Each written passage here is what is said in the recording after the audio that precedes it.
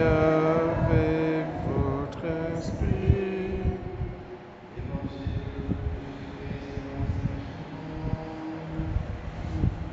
Gloire à toi, Seigneur.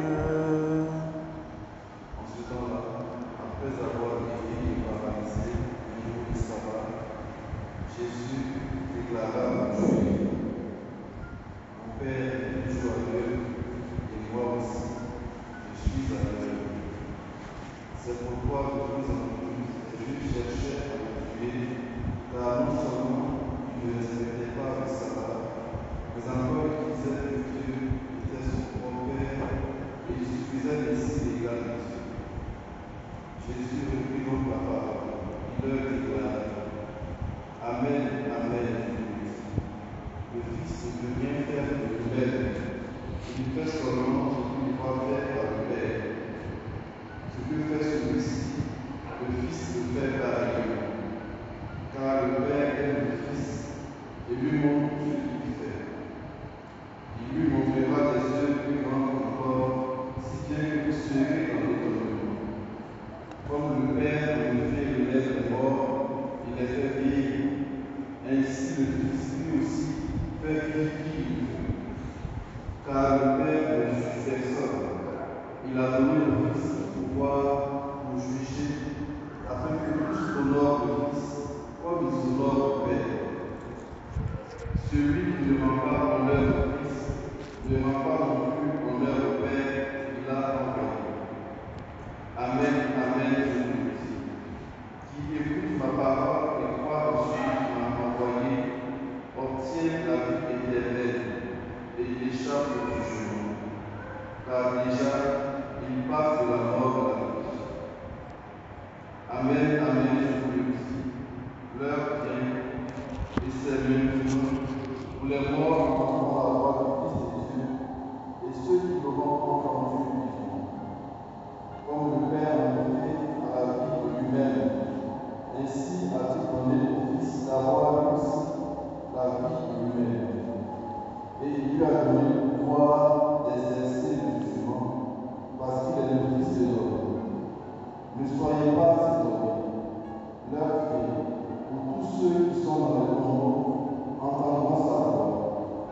Alors, ceux qui ont fait le bien sortiront pour ressusciter et vivre.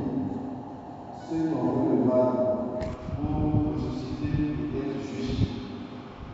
Moi, je ne peux rien faire pour moi-même. Je rends mon jugement d'après ce que j'entends. Et mon jugement est juste, parce que je ne cherche pas à faire ma volonté, mais la volonté de celui qui m'a envoyé. Acclamons la parole de Dieu. Louange à toi, Seigneur Jésus. Mon frère, tu peux monter.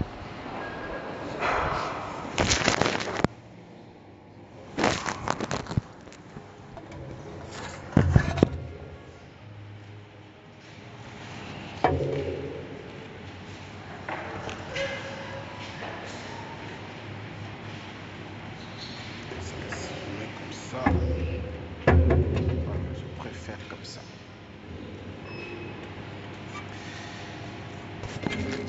Alors, frères et sœurs, le texte que nous avons reçu aujourd'hui, surtout l'évangile,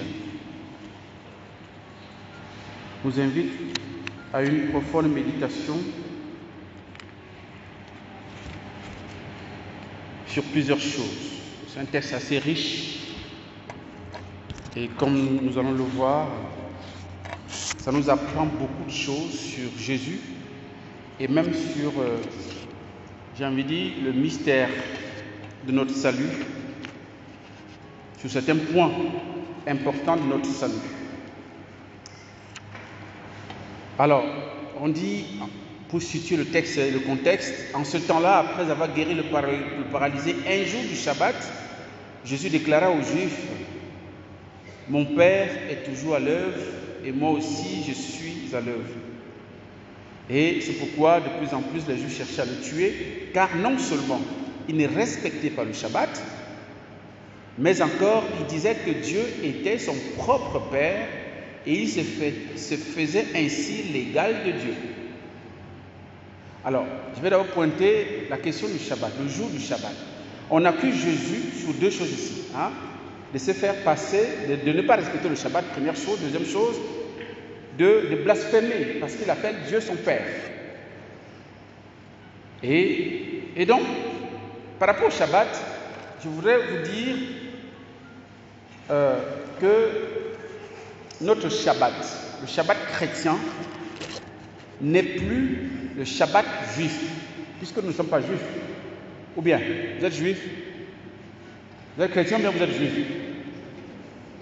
Vous êtes chrétien? C'est un peu timide là. Vous n'êtes pas convaincu d'être chrétien? Vous êtes chrétien, oui ou non? Mais quand même, on est où là? Voilà.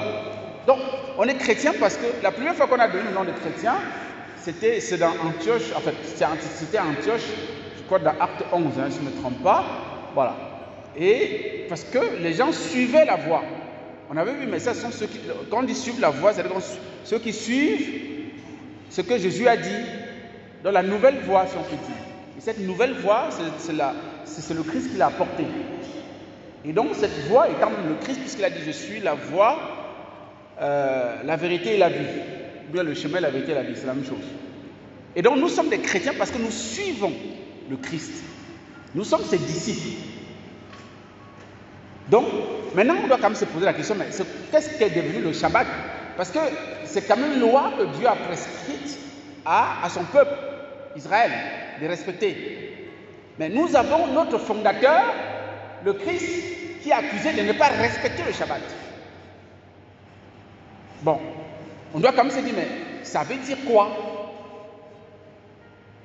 Jésus a dit une chose très belle dans Matthieu 5, verset 17.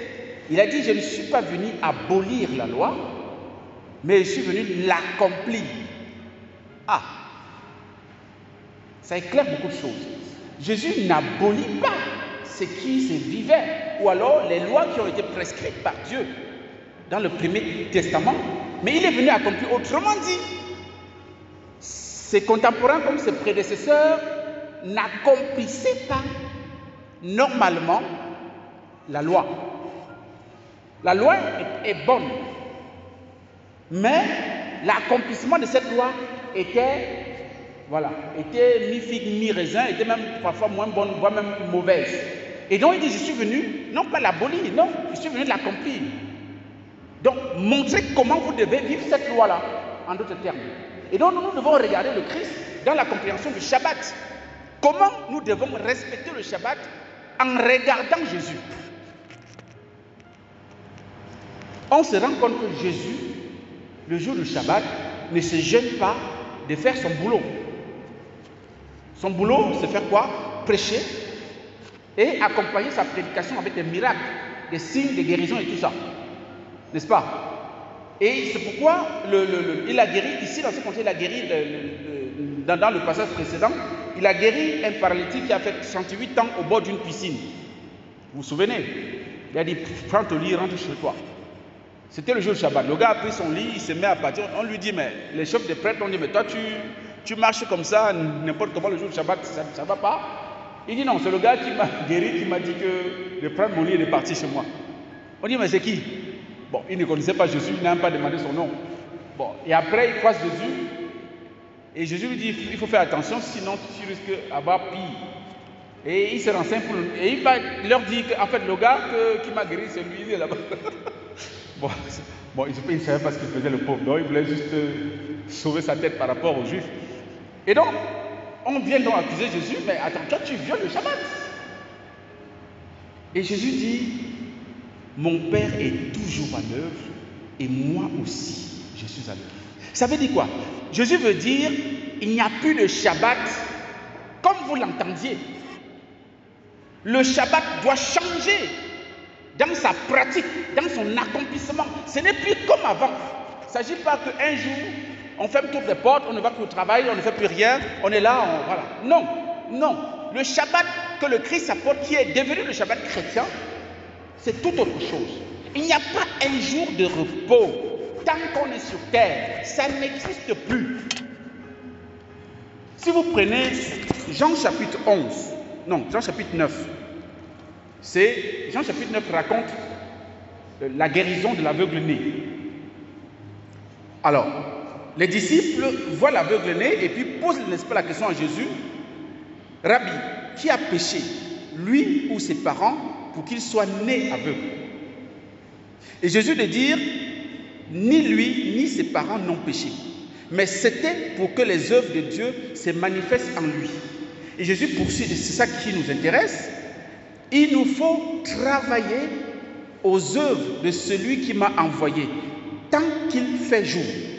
La nuit vient où personne ne pourra plus y travailler. Aussi longtemps que je suis dans le monde, je suis la lumière du monde. Jésus dit, on doit travailler tant qu'il fait jour. Il n'y a pas de repos, les amis. Il n'y a pas de repos. Tant qu'on est sur cette terre, on doit boulotter, on doit travailler. Et c'est ce qu'il dit aujourd'hui. Mon Père est toujours à l'œuvre et moi aussi je suis à l'œuvre. Donc il n'y a pas de repos. Il n'y a pas de Shabbat selon ce que vous avez entendu et pratiqué jusqu'à maintenant.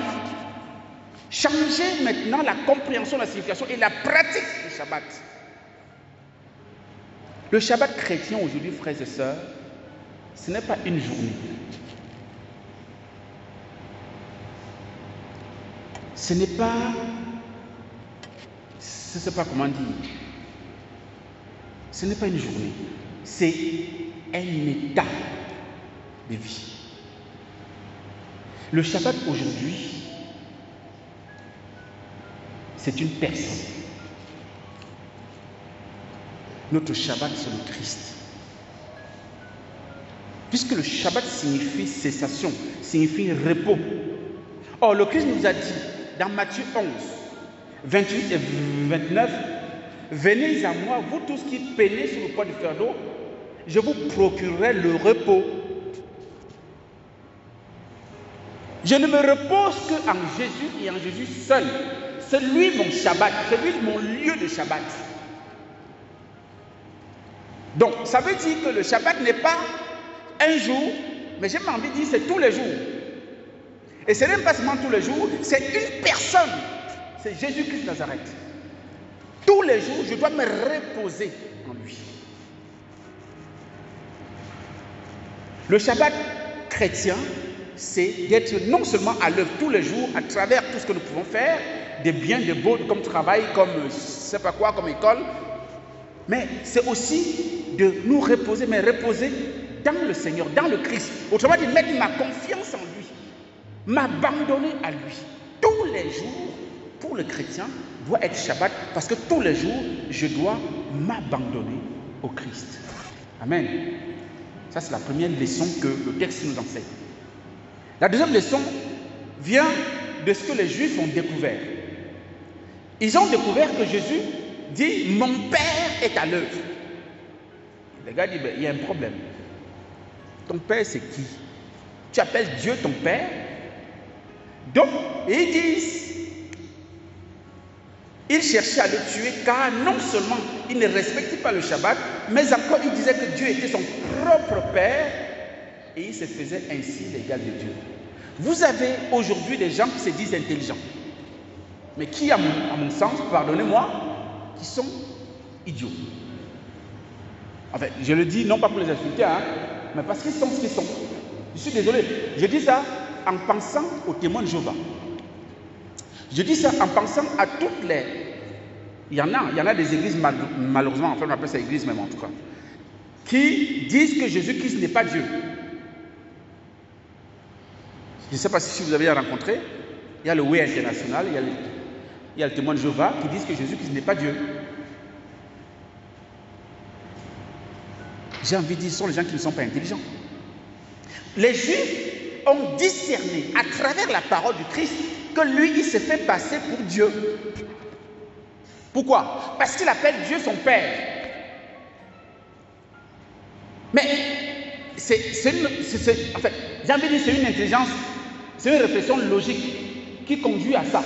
Si lui, cet homme que nous voyons, appelle Dieu son Père, ça veut dire qu'il partage la même nature que son Père. Donc, il est Dieu. C'est aussi simple que ça. Mais les témoins de Jéhovah ont la peine à faire ça. Est-ce que vous avez déjà vu une poule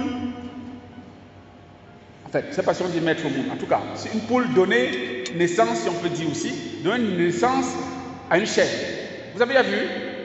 Sinon en sorcellerie. C'est-à-dire qu'en dehors de la sorcellerie, ce n'est pas possible. De manière naturelle, ce n'est pas possible. Voilà. Une poule, il va donner naissance à une poule qui avait un corps, ou à un corps. Quelque chose donné à une créature de même nature qu'elle-même. Vous comprenez? Même chose avec les serpents, même chose avec les chèvres, avec les moutons, tous les animaux, et même l'homme. Vous avez vu un homme donner naissance à je ne sais pas comment dire, à un cabri? Non, sinon c'est la sorcellerie. En temps normal, ce n'est pas possible. Donc, je ne peux produire que ce qui est de ma nature.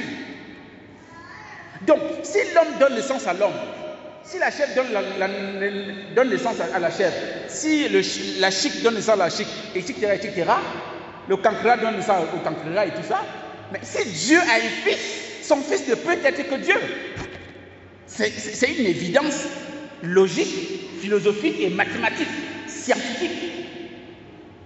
Donc les Juifs ont compris ça, au temps de Jésus déjà. Mais on a des gens aujourd'hui qui se disent témoins de Jéhovah, je ne sais pas quoi encore, ils se disent non, Jésus-Christ n'est pas Dieu.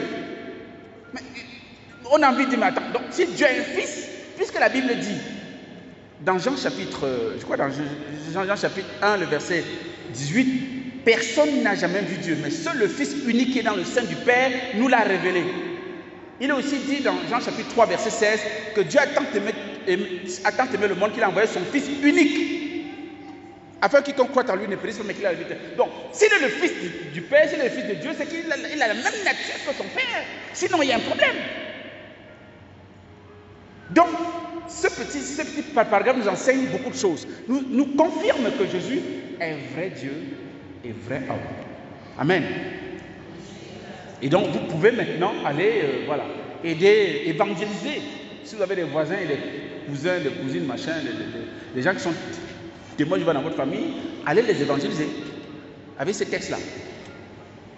C'est aussi clair que ça. Donc, maintenant, Jésus va développer ensuite, il va parler du jugement. Jésus reprit la parole, il leur déclarait, Amen, je vous le dis, le Fils ne peut rien faire de lui-même, il fait seulement ce qu'il voit faire le Père. C'est que fait celui-ci, le Fils le fait pareillement, etc., etc. Et puis il va développer en disant que il lui montre des grandes œuvres, des œuvres plus grandes, il lui montrera encore des œuvres plus grandes encore, si bien que vous serez dans l'étonnement. Comme le Père, en effet, relève les morts et les fait vivre, ainsi le Fils, lui aussi, fait ce qu'il veut. Car le Père ne juge personne, il a donné le pouvoir, il a donné au Fils le pouvoir de juger. Jésus, ici, explique un peu que tout ce que le Père fait, il le fait. Pourquoi? Parce qu'il est le Fils de Dieu et il est Dieu. Il donne la vie, comme le Père donne, n'est-ce pas, la vie. Et il dit une chose que le Père ne fait pas. Et que le Père a remis ça entre ses mains. C'est le jugement. Celui qui ne rend pas honneur. Parce qu'il dit, car le Père ne juge personne. Il a donné au Fils tout pouvoir pour juger, afin que tous honorent le Fils comme ils honorent le Père. Ainsi de suite. Et pourquoi, on va se poser la question, mais pourquoi le Père a donné le jugement, le pouvoir de juger seulement au Fils? C'est quand même, on peut se poser la question, pourquoi le Père a donné le pouvoir de juger uniquement à son Fils? Il n'a pas donné à l'Esprit Saint. Il n'a pas donné à lui-même. Lui-même, il s'abstient de juger, mais il donne le jugement uniquement à son Fils. Nous allons essayer de comprendre en voyant la suite. Amen, je vous le dis, l'heure vient, et c'est maintenant, où les morts entendront la voix du Fils de Dieu, et ceux qui l'auront entendu vivront.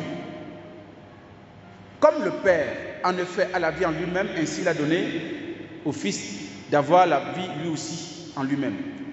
Et il lui a donné le pouvoir d'exercer le jugement parce qu'il est le Fils de l'homme. Voilà la raison pour laquelle le Père a remis le jugement à Jésus, à son Fils. Parce que Jésus est le Fils de l'homme. J'en profite pour vous dire qu'un véritable juge est quelqu'un d'impartial. Ou bien, on aimerait bien avoir dans nos tribunaux des juges qui soient véritablement impartiaux, c'est-à-dire qu'il n'y ait pas de parti pris, qui soient justes, c'est-à-dire qu'ils soient là pour dire le droit, pas pour donner, pour dire le droit en fonction d'un parti pris ou alors, n'est-ce pas, de l'argent qu'il a reçu à tel ou à tel, de tel ou de tel. Vous comprenez? Donc pour être juge, il faut être impartial. Il ne faut pas avoir un parti pris. Jésus est juge, est celui à qui le Père a remis le pouvoir de juger. Pourquoi? Mais parce qu'il est le plus, entre guillemets, le plus impartial de la Sainte Trinité. Quand je dis ça, ça peut être une hérésie. Mais ce n'est pas une hérésie, je vais m'expliquer, rassurez-vous. C'est-à-dire c'est le plus impartial de la Sainte Trinité. Pourquoi? Parce que c'est le seul, c'est la seule personne des 3 personnes trinitaires qui est devenue homme. Et en devenant homme, il n'a pas cessé d'être Dieu, évidemment. Donc, il est vrai Dieu et vrai homme. Donc, il peut parler aux hommes de Dieu sans problème. Il peut parler des hommes à Dieu sans problème. Parce qu'il est homme. Il peut parler des hommes à Dieu. Il peut être porte-parole des hommes devant Dieu sans problème. Comme il peut être porte-parole de Dieu devant les hommes pour Dieu. Vous comprenez? C'est pour ça qu'il a une impartialité qui est particulière dans la Sainte Trinité. C'est pourquoi à lui seul appartient le jugement, parce que lui seul peut représenter les 2 parties sans problème. Il est vrai Dieu, il est vrai homme. Il connaît la sainteté de Dieu, il connaît la bonté de Dieu, il connaît la miséricorde de Dieu puisqu'il est Dieu, mais en même temps il connaît la misère de l'homme, la faiblesse de l'homme, l'incapacité de l'homme à faire le bien comme il le voudrait à 100%. Donc il peut défendre l'homme devant Dieu. Parce qu'il a épousé. La Bible dit, il a épousé notre nature en toutes choses, excepté le péché. C'est pour ça qu'il appartient à Jésus d'être le seul juge. Dans le credo, on le dit, il reviendra dans la gloire pour juger les vivants et les morts. C'est lui qui jugera. Le Père ne juge pas. Parce que si le Père nous juge, on va dire, toi tu n'as jamais pris notre corps, non? Tu ne sais pas la faiblesse que nous ressentons quand c'est chaud. Vous voyez un peu? Le Saint-Esprit non plus. On va dire, Saint-Esprit, vraiment, tu n'as jamais pris notre corps, donc vraiment... Mais Jésus peut nous juger. Parce qu'il va dire, non, j'ai épousé votre corps. J'ai porté votre corps. J'ai votre corps. Vous voyez? Et là, il peut mieux nous se faire entendre de nous comme de Dieu, puisqu'il est des 2 parties. Et donc, à la lumière de ça, il y a aussi quelque chose de beau, une bonne nouvelle, c'est que Jésus dit qu'il ne veut pas juger.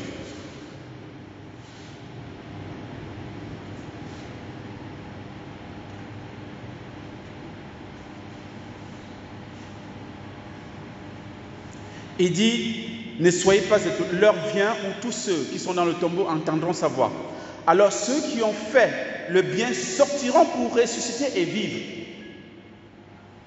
Ceux qui ont fait le mal pour ressusciter et être jugés. Il y a 2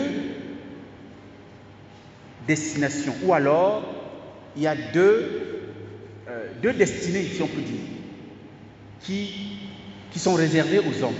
Certains vont ressusciter pour vivre, pour rentrer dans la vie éternelle. Ils n'auront pas besoin de jugement. Il est dit dans Jean chapitre 3, le verset 17 et suivant, le Fils de l'homme n'est pas venu pour juger le monde, mais pour que par lui le monde soit sauvé.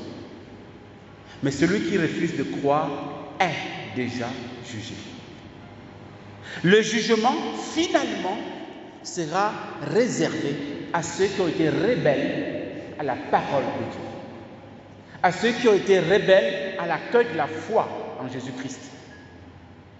Puisqu'il le dit, ceux qui ont fait le bien, donc autrement dit ceux qui ont vécu selon la foi chrétienne, selon la charité chrétienne, selon l'espérance chrétienne, ils vont ressusciter et vivre Donc, autrement dit, rentrer dans la vie éternelle. Mais ceux qui ont fait le mal vont ressusciter pour être jugés. Ici, le jugement, ici, c'est la condamnation. Ils vont ressusciter pour être condamnés.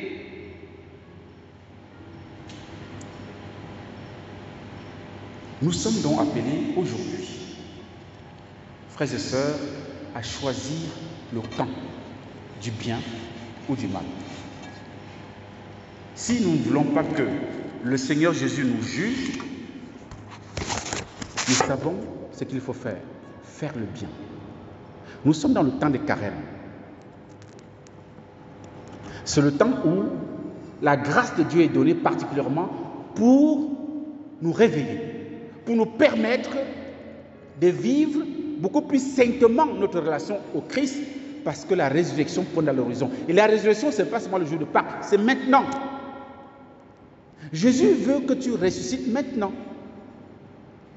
en ayant une vie qui soit ajustée à sa volonté, une vie qui produise du bien, qui rejette le mal. Et pour cela, tu seras l'intime du Fils de Dieu. Tu échapperas, si tu persévères dans cette voie, tu échapperas au jugement, c'est-à-dire à la condamnation. C'est la grâce à demander au cours de cette messe, au cours de ce soir.